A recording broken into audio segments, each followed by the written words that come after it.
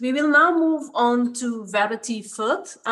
Verity is the inaugural Vice President, Societal Impact, Equity and Engagement at UNSW, and my former boss, the Pro Vice Chancellor. She was here at UTS. She will provide an overview from her perspective, but also talk about the challenges that she thinks universities will face when it comes to implementing this. So over to you, Verity. Thank you for having me. I will be quick because I am aware of other people's, of the time limits we've got. You don't need to know any of that because our beautiful previous speakers have already spoken to it. What Sonal wanted me to talk about today was particularly needs-based funding and the early offers. So, as has already been mentioned, there is now a process and now a recommendation around needs-based funding. So what is needs-based funding? Well, I expect every equity practitioner online will know exactly what needs-based funding is, but I did want to give it a little bit of historical context because, of course, needs-based funding was first raised by the Gonski Review in relation to schooling in Australia. Now, the reason why needs-based funding was originally thought of was that, as most people online would know, Australia has a very segregated education system when compared to the rest of the OECD.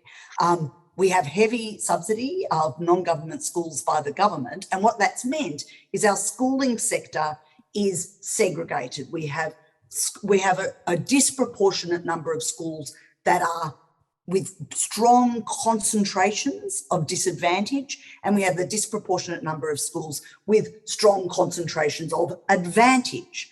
One of the things that Gonski discovered was it's not just about the additional learning support or additional wellbeing support or the additional support that's needed for students from underrepresented backgrounds. It's also about the cumulative impact, or what was often called the high concentrations of disadvantage, the fact that the impact of having to teach high concentrations of disadvantage was actually in and of itself a more expensive task. So when needs-based funding was first brought into Australia, it was really looking at how the cost was amplified when a school had a high concentration of equity cohorts. And the loadings that were recommended by Gonski was in part to ensure that the schools with high concentrations of disadvantage essentially had the funding that they needed to beat the educational impact of a segregated system. So what the research showed us was, in fact, when you don't have mixed cohorts, when you don't have cohorts with a whole lot of range of different kids of different capabilities, with different cultural, capacity, cultural support, all of those sorts of things, then in fact, the concentration of disadvantage makes the whole support model more expensive to deliver.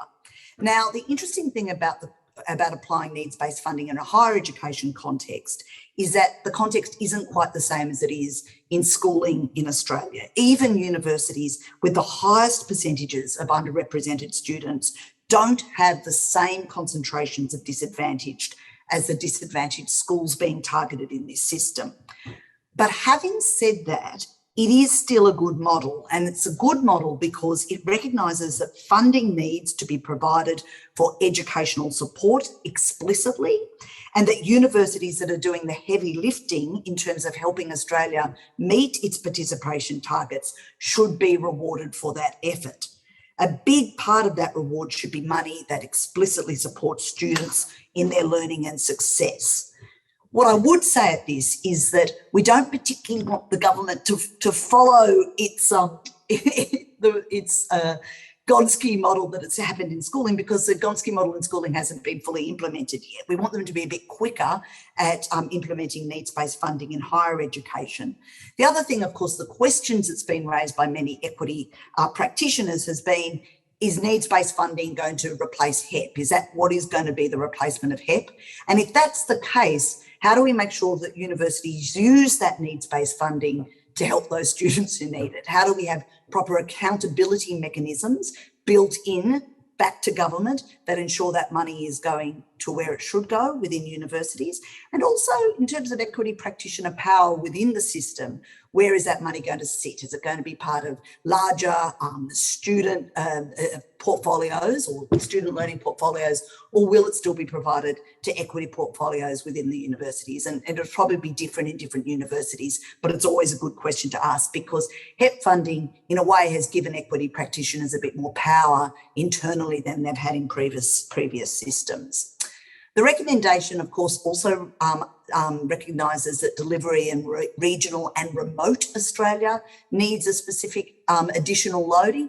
And again, this is positive. This is positive partly because it is our rural and regional universities, again, that are doing the heavy lifting in terms of a number of equity cohorts, particularly low SES and rural and regional cohorts, and yet are often in the least position of being able to afford to do that. They usually have the least research funding and the least number of international students that provide that buffer zone in the way that universities are currently funded in Australia. And of course, they've also said that they will provide a completion bonus for higher education providers who meet agreed completion targets. This is positive. It is important that it's not just about access, it's also about success, and it's also, of course, about completion. Now, all of us in the room know that not everything is always linked to completion, and that there are other mechanisms of success, particularly when you get good employment outcomes, whether or not you actually finish your degree, and particularly also just senses of more confidence in the academic space or confidences in gaining knowledge and experience. But it is important to make sure that the universities stay focused on really delivering for those students and helping them succeed. In terms of early school offers, this was interesting because it was sort of controversial, and as everyone in the room would know, that universities were competing very hard for early school offers, particularly both during COVID and after COVID, partly due to the decline in the number of domestic students and everyone scrabbling around fighting for them. What the Accord has decided, or what the panel decided, was that there is a bit of an issue around these early offers. Whilst there is evidence around relieving of stress for year 12, there is a risk that it contributes to student disengagement in later months of year 12. Everyone says that that's what can happen.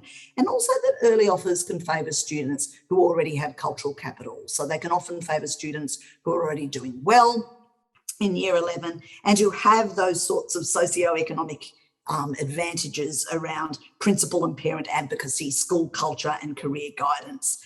The recommendation is therefore to develop a national cross-jurisdictional approach around the timing of when school offers are made, consistent and transparent framework, post-school transitions through at-school offers, and of course improvements to data and analysis, because there's virtually none in this area. Challenges for the sector, very quickly, I agree with everything Sharmit says. This is a massive piece of reform. It's 20 years plus of reform. It's enormous. What we're going to need as equity practitioners is clear early direction from government, including around the funding model and the role of ATEC. And the fact that there are now other system impacts impacting us, the cap on international student placements and the harder line sort of entry that's currently being done through the immigration system is an issue, particularly for regional universities in terms of their international students. And what does that mean for their budgets and their capacity? So we need some really good early indications from government around funding.